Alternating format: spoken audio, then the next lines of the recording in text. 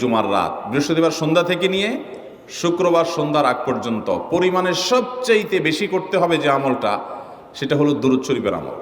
নবী করিম সাল্লাল্লাহু আলাইহি ওয়াসাল্লাম বলেছেন, আকসিরু আলাইয়া মিনাস সালাতি মিন ইয়াউমিল জুমআতি ওয়া লাইলাতিল জুমআহ, তোমরা জুমার দিন এবং জুমার রাতে আমার প্রতি বেশি বেশি দুরূদ পাঠ করবে, দুরূদ প্রেরণ করবে।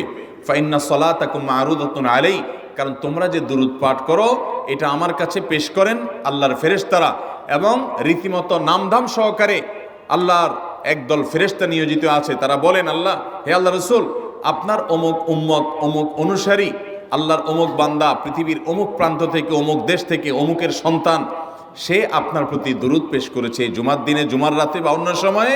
এটা নবী করিম সাল্লাল্লাহু আলাইহি সাল্লামের কাছে রিপোর্ট দেওয়া হয় আল্লাহর নিযুক্ত ফেরেশতাদের মাধ্যমে। এই জন্য শুক্রবার দিন এবং রাত, অর্থাৎ বৃহস্পতিবার সন্ধ্যা থেকে নিয়ে শুক্রবার সন্ধ্যা পর্যন্ত